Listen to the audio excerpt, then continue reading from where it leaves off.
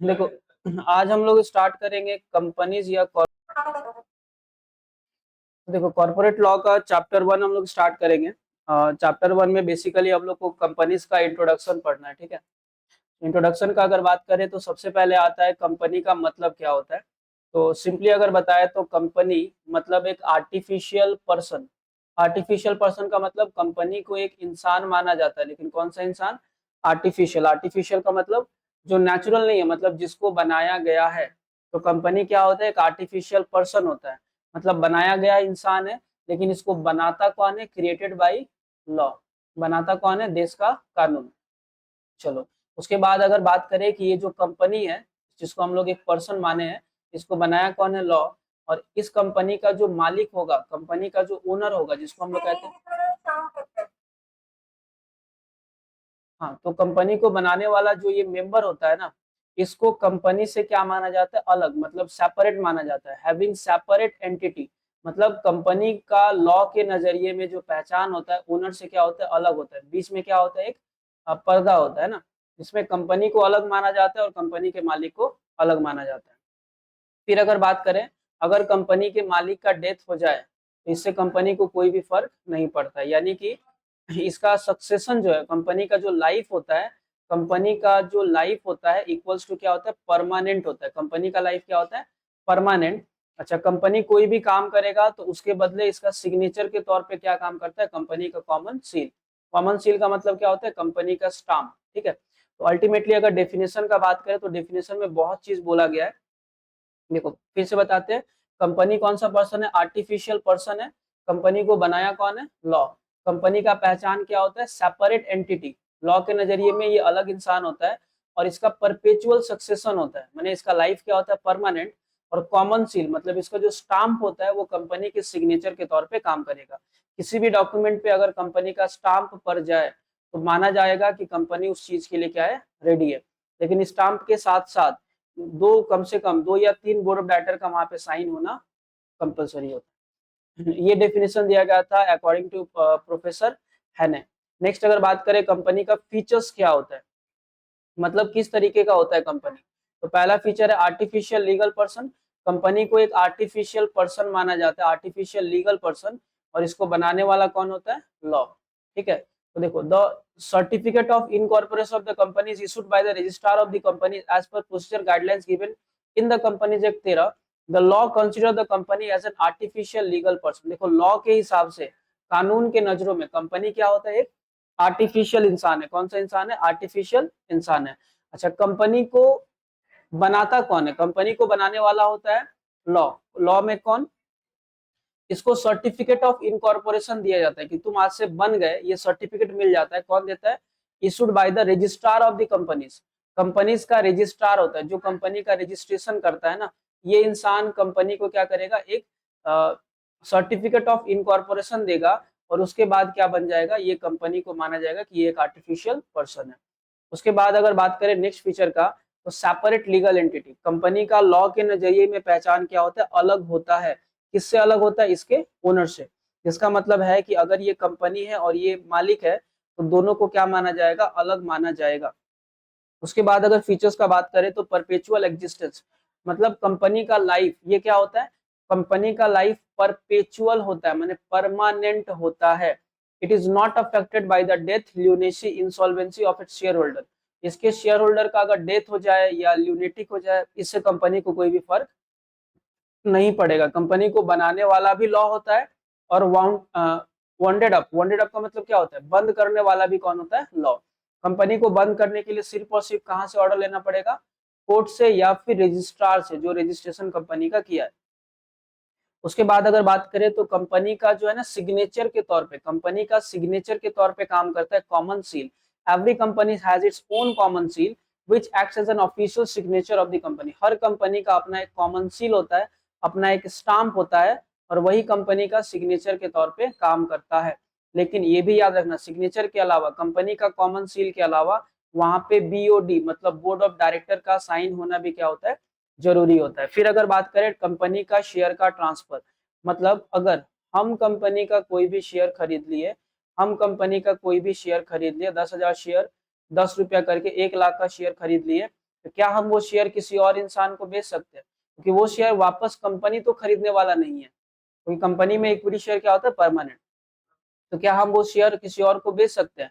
तो यहाँ पे आंसर होता है कि हाँ, बेच तो सकते हैं, लेकिन कुछ कुछ केसेस में रेस्ट्रिक्शंस है। कुछ कुछ केसेस में क्या है? रेस्ट्रिक्शंस है। क्यों बोला गया ऐसा? देखो, कंपनी दो तरीके का होता है। पहले वाले कंपनी को कहते हैं प्राइवेट, और दूसरे वाले कंपनी को कहते हैं पब्लिक। प्राइवेट कंपनी अपने शेयर को बेच नहीं सकता है, बट पब्लिक कंपनी अपने शेयर को बेच सकता है। इसीलिए यहाँ पे लिखा गया the share of the company is transferable. Company के शेयर को ट्रांसफर किया जा सकता है, बेचा जा सकता है, सब्जेक्ट टू सर्टेन कंडीशंस। लेकिन यहाँ पे कुछ क्या है? कंडीशन है। किसी केस में कंडीशन है? प्राइवेट कंपनी, क्योंकि प्राइवेट कंपनी अपना शेयर किसी और को सेल नहीं कर सकता है। नेक्स्ट अगर बात करें कंपनी का मैनेजमेंट, तो याद रखना कंपनी का मैनेजमेंट करता कौन है? ये हो गया कंपनी का ओनर, ये हो गया कंपनी। तो क्या मैनेजमेंट ओनर करेगा? ना। कंपनी का मैनेजमेंट और ओनरशिप दोनों क्या होता है? अलग। कंपनी को जो मैनेज करता है उसको हम लोग कहते हैं बोर्ड ऑफ डायरेक्टर। ये ग्रुप ऑफ पर्सन होता है जो लोग क्या करेगा? कंपनी को मैनेज करेगा। चलो, अगर बोर्ड ऑफ डायरेक्टर का बात करें तो private company and public company में, प्राइवेट कंपनी में कम से कम 2 बोर्ड ऑफ डायरेक्टर का होना जरूरी है, और पब्लिक कंपनी में कम से कम 3 बोर्ड ऑफ डायरेक्टर का होना जरूरी होता है। चलो, यहाँ पे अगर देखा जाए तो company is managed by the board of director. Company को मैनेज कौन करता है? Board of director. अच्छा, डायरेक्टर कौन होता है? ये किसको रिप्रेजेंट करता है? शेयर होल्डर को। डायरेक्टर किसके बदले काम करेगा? शेयर होल्डर के बदले। So management and ownership are separate in company organisation. Company में क्या होता है? मैनेजमेंट और ओनरशिप, मतलब मैनेज करने वाला और बिजनेस का मालिक दोनों सेम होता है कि अलग अलग होगा? दोनों अलग अलग होता है। लिमिटेड लायबिलिटी, कंपनी का जो दायित्व होता है वो क्या होता है? लिमिटेड होता है कि अनलिमिटेड होता है? एग्जाम्पल के तौर पे मान लो कंपनी में बहुत ज्यादा लॉस हो गया, तो क्या उस लॉस का भरपाई ओनर करेगा? ना, क्योंकि कंपनी और ओनर दोनों को क्या माना जाता है? अलग। तो कंपनी में जो शेयर होल्डर का लायबिलिटी होता है वो क्या होता है? लिमिटेड होता है। कितना लिमिटेड? अगर हम कंपनी में 100 रुपए का शेयर खरीदे हैं और अभी तक मान लो 80 रुपए का पेमेंट किए, तो कितना देना बाकी है? 20। तो फिर मेरा लायबिलिटी कितने का हो गया? 20 रुपए का। ठीक है। तो the liability of the shareholder is limited up to the nominal price of the share subscribe by 1। मतलब अगर हम 10 रुपए का शेयर खरीदे हैं तो मेरा टोटल लायबिलिटी कितने का होगा? 10 का। और 10 में से मान लो 3 का पेमेंट कर चुके हैं, तो और कितना करना पड़ेगा? 7 का। ठीक है। तो कंपनी में जो शेयर होल्डर का लायबिलिटी होता है दैट इज लिमिटेड। चलो फिर से एक बार पूरा बता दे हम। देखो, हम लोग क्या पढ़े? Company is an artificial person created by law having separate legal entity with perpetual succession and a common seal.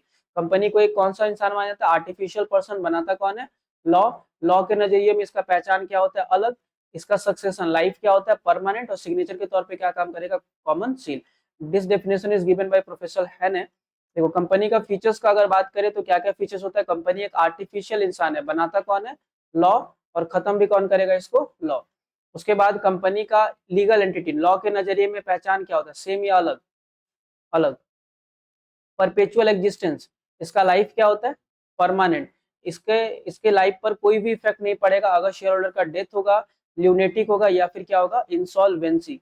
Common seal का मतलब कंपनी के सिग्नेचर के तौर पे क्या काम करता है? इसका common seal. Transfer of the share, the share of the company is transferable subject to the certain condition. Company के शेयर को बेचा जा सकता है, लेकिन कौन से कंपनी के शेयर को नहीं बेचा जा सकता है? प्राइवेट वाला कंपनी। मैनेजमेंट का बात करें तो कंपनी में ओनर और मैनेजमेंट दोनों क्या होता है? सेम की अलग अलग? दोनों क्या होता है? सेपरेट। दोनों क्या होता है? अलग। Company is manage by the group of person called board of director. इसको मैनेज करने वाला क्या होता है? ग्रुप ऑफ पर्सन होता है, जिसको हम लोग क्या कहते हैं? Board of director. और बोर्ड ऑफ डायरेक्टर किसको रिप्रेजेंट करता है?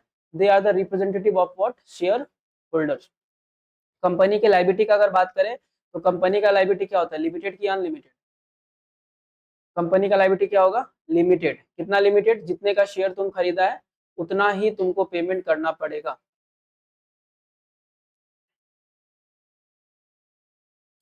चलो देखो, नेक्स्ट अगर हम लोग बात करें कंपनी कितने टाइप का होता है, तो देखो अभी करेंटली इंडिया में 3 तरीके का कंपनी है। प्राइवेट कंपनी, पहले वाले कंपनी का नाम है प्राइवेट, दूसरे वाले का नाम क्या है? पब्लिक, और तीसरे वाले कंपनी का नाम है ओपीसी, मतलब 1 पर्सन कंपनी। ये बहुत ही ज्यादा इंपॉर्टेंट है।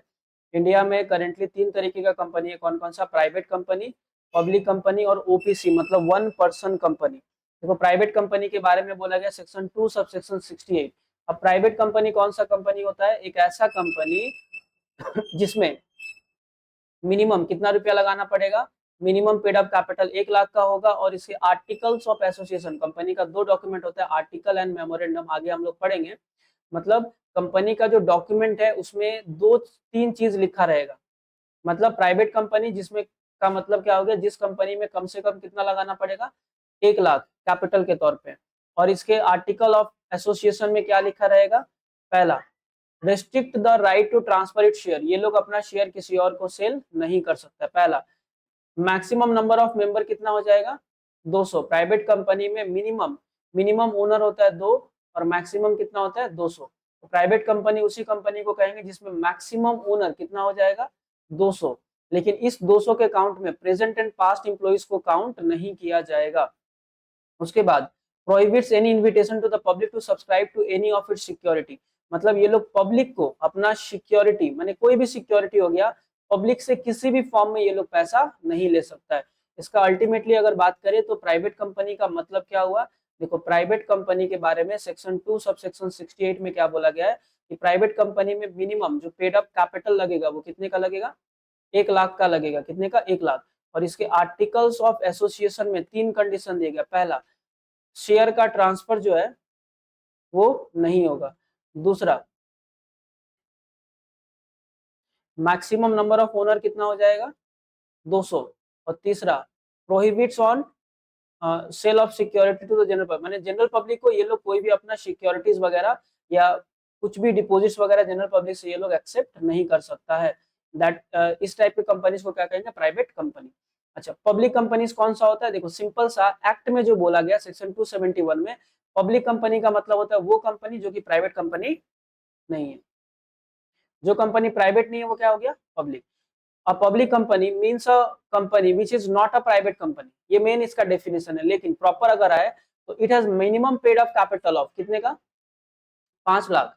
माने मिनिमम पब्लिक कंपनी में कितना लगाना पड़ेगा तुमको, 5 लाख का अमाउंट, और higher capital as may be prescribe a private company which is subsidiary to a company not being a private company shall be deemed to be a public company. इसका मतलब क्या होता है, देखो सिंपल सा, अगर एक गवर्नमेंट वाला कंपनी ए जो है गवर्नमेंट कंपनी है, बी कौन सा है, प्राइवेट कंपनी है, अगर ए कंपनी बी को क्या किया, खरीद लिया, क्या किया, खरीद लिया, तो बी कंपनी भी क्या बन जाएगा आपसे, पब्लिक कंपनी बन जाएगा। देखो ए है पब्लिक कंपनी और बी कौन सा है, प्राइवेट कंपनी। अगर ए जो है बी को खरीद लेता है तो बी भी कौन सा कंपनी में आ गया, बोलो। ए है पब्लिक कंपनी, बी है प्राइवेट कंपनी, ये प्राइवेट कंपनी है।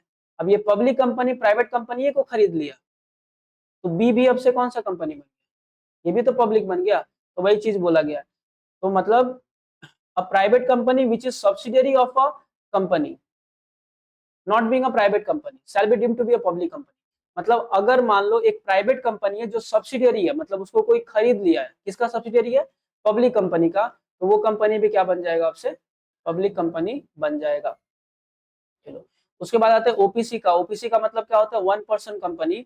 और ये नया नया इंडियन कंपनीज एक्ट 2013 से ही आया है, उसके पहले ये ओपीसी नहीं था। ओपीसी का मतलब क्या होता है कि एक ऐसा कंपनी जिसका सिर्फ और सिर्फ कितना ओनर होगा, एक ही मालिक होगा। 1 पर्सन कंपनी का मतलब कितना मालिक होगा, एक मालिक। डेफिनेशन कौन से सेक्शन में दिया गया, सेक्शन 2 सब सेक्शन 62 262 में बताया गया है अबाउट द 1 पर्सन कंपनी। तो 1 पर्सन कंपनी का मतलब क्या होता है, एक ऐसा company where there is only 1 member as its owner, एक ही इंसान क्या होता है, ओपीसी का मालिक होता है। अच्छा, अब ये क्वेश्चन एग्जाम में बहुत बार आता है कि रूल 3 में क्या बोला गया, ओपीसी कौन कौन बना सकता है, 1 पर्सन कंपनी बनाने के लिए क्या क्या कंडीशंस है। तो टोटल 4 कंडीशंस होता है ओपीसी बनाने का। पहला क्या, इंडिया का सिटीजन होना चाहिए, तो ओपीसी बना लेगा। इंडिया का क्या होना चाहिए, सिटीजन। इंडिया का सिटीजन जो इंडिया का रेसिडेंट हो वही ओपीसी बना सकते हैं। जिसका मतलब क्या होता है, इंडिया का सिटीजन का मतलब हुआ, अगर या तो तुम्हारे फादर या फिर तुम्हारे ग्रैंडफादर इंडिया में इनका अगर बॉर्न हुआ है तो इनको कहा जाएगा इंडिया का क्या, सिटीजन। 3 जनरेशन इंडिया में है तो इंडिया का सिटीजन। 3 में से कोई एक, मान ले ग्रैंडफादर इंडिया के थे, तुम्हारे फादर भी बाहर में उनका बर्थ हुआ है और तुम्हारा भी बाहर में, फिर भी तुमको इंडिया का क्या माना जाएगा, सिटीजन। मतलब इनमें से तीनों में से कोई एक कहाँ का होना चाहिए, इंडिया का। अगर इंडिया का बोर्न हुआ तो उसको क्या माना जाएगा, इंडिया का सिटीजन। तो देखो ओबीसी बनाने के लिए सबसे पहला कंडीशन क्या है, you must be the citizen of India, सबसे पहले तुमको इंडिया का सिटीजन होना चाहिए, लेकिन कौन सा सिटीजन, रेसिडेंट वाला। रेसिडेंट का मतलब 182 दिन या फिर उससे ज्यादा इंडिया में रहना पड़ेगा। अच्छा, it's paid up capital is not more than 50 lakh. OPC company में 50 लाख से ज्यादा पैसा लगा तो वो ओपीसी नहीं कहलाएगा। माने ओपीसी कंपनी में मैक्सिमम कितना पैसा लगा सकते हो, 50 लाख। 50 लाख से 1 रुपया भी ज्यादा होगा, that will not be termed as an OPC. OPC में कितना लगेगा, 50 लाख लगेगा। इट्स एवरेज, अच्छा एनुअल सेल, तुम्हारा साल भर का एवरेज सेल कितना से ज्यादा नहीं होना चाहिए, 2 करोड़ से ज्यादा नहीं हो। अगर तुम्हारा साल भर का सेल 2 करोड़ से ज्यादा हो गया तो इसको हम लोग ओपीसी में काउंट नहीं करेंगे। फिर तुमको 60 दिन का टाइम दिया जाएगा। अगर जैसे ही 2 करोड़ से ज्यादा चला गया, तुमको 60 दिन का टाइम दिया जाएगा, या तो तुम उसको प्राइवेट कंपनी में कन्वर्ट करो या फिर किसमें, पब्लिक कंपनी में। अच्छा, ओपीसी में it can not carry out non banking financial investment activity. ठीक है, देखो non banking financial investment activity का मतलब दो टाइप का एक्टिविटीज होता है, एक बैंकिंग और एक नॉन बैंकिंग। बैंकिंग का मतलब पब्लिक से पैसा लेना और पब्लिक को लोन देना, लेकिन नॉन बैंकिंग का मतलब सिर्फ और सिर्फ अपना पैसा लोन के तौर पे किसी और को प्रोवाइड करना। मैंने जो एक ही एक्टिविटी करेगा, मैंने देखो बैंक का दो एक्टिविटी होता है, डिपॉजिट एक्सेप्ट करना और पैसे को लोन देना, ये बैंक का हो गया। और नॉन बैंक का क्या होता है, इनमें से कोई एक, मतलब या तो डिपॉजिट लेगा या तो लोन देगा, दोनों में से कोई एक करेगा तो क्या कहेंगे, नॉन बैंकिंग। तो नॉन बैंकिंग में क्या क्या आता है, इंश्योरेंस कंपनीज। तो ओपीसी अगर है तो इंश्योरेंस कंपनी खोल नहीं सकता है। कोई भी ट्रस्ट वाला कंपनीज हो गया, है ना, तो इस टाइप का कंपनी जो है ना ओपीसी नहीं खोल सकता है। तो ओपीसी का देखो, ओपीसी करने के लिए जो एग्जैक्टली क्या क्या बोला गया है, 1% कंपनी कब से आया, कंपनीज एक्ट 2013 से आया हुआ है। 1% कंपनी में कितना मालिक होता है, सिर्फ और सिर्फ एक मालिक होता है। रूल 3 के हिसाब से ओपीसी बनाने का कंडीशंस क्या है, पहला इंडिया का सिटीजन होना चाहिए, लेकिन कौन सा सिटीजन, रेसिडेंट वाला। इसका पेड अप कैपिटल मैक्सिमम कितना पैसा लगा सकते हो, 50 लाख। और साल भर का सेल 2 करोड़ से ज्यादा नहीं होना चाहिए। अच्छा, कैरिंग आउट, कोई भी बिजनेस कर लो लेकिन नॉन बैंकिंग इन्वेस्टमेंट एक्टिविटी करना अलाउड नहीं होगा। चलो नेक्स्ट अगर बात करें तो क्या अंतर होता है एक प्राइवेट कंपनी में और एक पब्लिक कंपनी में। प्राइवेट कंपनी पब्लिक कंपनी में अंतर क्या, तुम इसको चाहो तो कॉलम बना के भी कर सकते हो, ऐसे भी कर सकते हो। देखो पेड ऑफ कैपिटल का बात करें तो प्राइवेट कंपनी में कितना लगता है, मिनिमम 1 लाख, पब्लिक में कितना, 5 lakh. Minimum number of member का बात करें, मिनिमम ओनर कितना होता है, प्राइवेट में कम से कम 2 मालिक चाहिए, 2 जन चाहिए प्राइवेट कंपनी के लिए, और पब्लिक के लिए मिनिमम कितना चाहिए, 7। मैक्सिमम का बात करें तो प्राइवेट में ज्यादा से ज्यादा मैक्सिमम कितना मालिक होना चाहिए, 200, और पब्लिक कंपनी में मैक्सिमम का कोई भी लिमिट नहीं है। अच्छा, शेयर का ट्रांसफर का अगर बात करें तो क्या प्राइवेट कंपनी अपने शेयर को ट्रांसफर कर सकता है, प्राइवेट कंपनी अपने शेयर को ट्रांसफर नहीं कर सकता, लेकिन पब्लिक कंपनी अपने शेयर को ट्रांसफर कर सकता है। प्रोस्पेक्टस इशू कब करने का बात करें, देखो प्रोस्पेक्टस का मतलब क्या होता है, शेयर को बेचने से पहले पब्लिक को तो बताना पड़ेगा हम इतना शेयर बेचना चाहते हैं। तो प्रोस्पेक्टस इशू करने का काम सिर्फ और सिर्फ कौन से कंपनी का होता है, पब्लिक कंपनी का। Private company is prohibited from inviting the public from subscription. अब हम लोग अभी पढ़े ना कि क्या प्राइवेट कंपनी अपना शेयर बेच सकता है, किसी को बेच ही नहीं सकता, तो प्रोस्पेक्टस क्यों इशू करेगा। यानी कि पब्लिक कंपनी प्रोस्पेक्टस इशू कर सकता है। डायरेक्टर का बात करें जो कंपनी को मैनेज करता है, तो प्राइवेट कंपनी में कितना डायरेक्टर होता है, 2, और पब्लिक कंपनी में कितना होता है, मिनिमम 3। ठीक है, consent of the director, there is no need to give the consent by the director of the private company, where the director of the public companies have to file with the registrar a consent to act as a director of the company। इसका meaning समझो, अगर तुम एक company का director बनना चाहते हो, किसका डायरेक्टर, कंपनी का, अगर प्राइवेट कंपनी का बनना चाहते हो तो उठ के चले जाओ डायरेक्टर बन जाओगे, लेकिन पब्लिक कंपनी का डायरेक्टर बनना है तो फिर तुमको किसको इन्फॉर्म करना पड़ेगा, पहले रजिस्ट्रार को एक कंसेंट देना पड़ेगा। किसको देना पड़ेगा, रजिस्ट्रार को कंसेंट देना पड़ेगा कि हम इस पब्लिक कंपनी के डायरेक्टर बनना चाहते हैं। लेकिन अगर वही प्राइवेट कंपनीज का बात करें तो प्राइवेट कंपनीज में क्या कंसेंट देना जरूरी है, जब चाहो उठ के चले जाओ, डायरेक्टर को नहीं भी बताओगे कोई फर्क नहीं पड़ेगा। क्वालिफिकेशन ऑफ शेयर, माने मैक्सिमम शेयर किसके पास होना चाहिए, क्वालिफिकेशन ऑफ शेयर मतलब मैक्सिमम शेयर। देखो the director of the private company need not sign an undertaking to acquire the qualification share, while the director of the public company are acquired to sign an undertaking to acquire the qualification share of the public company। अब समझो qualification share का मतलब क्या होता है, अगर अगर तुम्हारे पास कंपनी का 30% शेयर है तो क्या कहा जाएगा, तुम्हारे पास कंपनी का क्वालिफिकेशन शेयर है। अगर तुम प्राइवेट कंपनी का डायरेक्टर बनोगे तो तुमको शेयर नहीं भी खरीदोगे बन जाओगे, लेकिन पब्लिक कंपनी का डायरेक्टर बनने के लिए कम से कम तुमको कितना शेयर खरीदना पड़ेगा उस कंपनी का, 30%, ताकि तुम खुद जाकर के कंपनी को लॉस में ना धकेल दो। अच्छा, बिजनेस को कमेंस करने का अगर बात करें, बिजनेस को स्टार्ट करने का बात, तो याद रखना क्या क्या डॉक्यूमेंट्स लगता है बिजनेस को स्टार्ट करने का अगर बात करें। तो देखो, एक प्राइवेट कंपनी को लगता है आर्टिकल, सॉरी, पहले memorandum of association, articles of association, बस। और अगर हम बात करें पब्लिक कंपनी का, तो पब्लिक कंपनी को क्या क्या डॉक्यूमेंट लगता है? Memorandum of association, article of association and commencement of business, मतलब सर्टिफिकेट ऑफ इनकॉर्पोरेशन। तो देखो, प्राइवेट कंपनी को स्टार्ट करने के लिए 2 डॉक्यूमेंट चाहिए, लेकिन पब्लिक को स्टार्ट करने के लिए कितना? 3। ये नहीं है, memorandum, article, certificate of incorporation.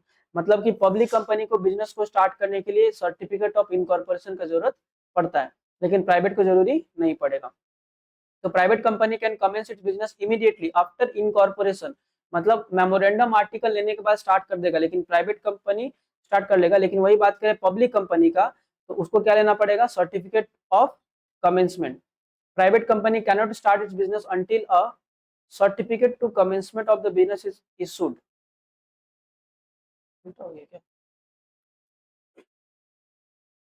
यहाँ पे थोड़ा मिस्टेक लिखा हुआ है, यहाँ जो प्राइवेट है ना, ये क्या हो जाएगा? पब्लिक, ये पब्लिक हो जाएगा, ठीक है।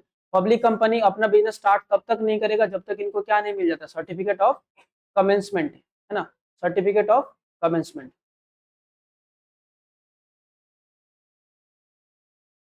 ठीक है। ज्यादा डिफरेंस नहीं भी देखोगे तो चलेगा। स्टैट्यूटरी मीटिंग का अगर बात करें, तो प्राइवेट कंपनी को एजीएम करने का जरूरत नहीं है, लेकिन पब्लिक कंपनी को एजीएम करने का जरूरत है, एनुअल जनरल मीटिंग करना पड़ेगा। मैनेजर का रेम्यूनरेशन का बात करें, तो प्राइवेट कंपनी अपने डायरेक्टर को जितना मन करे उतना रेम्यूनरेशन दे, कोई फर्क नहीं पड़ेगा। लेकिन अगर वो पब्लिक कंपनी है, तो उसका जो मैनेजर का रेम्यूनरेशन है वो 11% ऑफ प्रॉफिट से ज्यादा नहीं होना चाहिए। स्पेशल बेनिफिट या प्रिविलेजेस हमेशा किसको मिलता है? प्राइवेट कंपनी को कि पब्लिक कंपनी को? स्पेशल बेनिफिट जो होता है मिलता है प्राइवेट वाले कंपनी को, which is not available to the public company. Special benefit किसको मिलेगा? प्राइवेट वाले कंपनी को, पब्लिक वाले को नहीं मिलता है।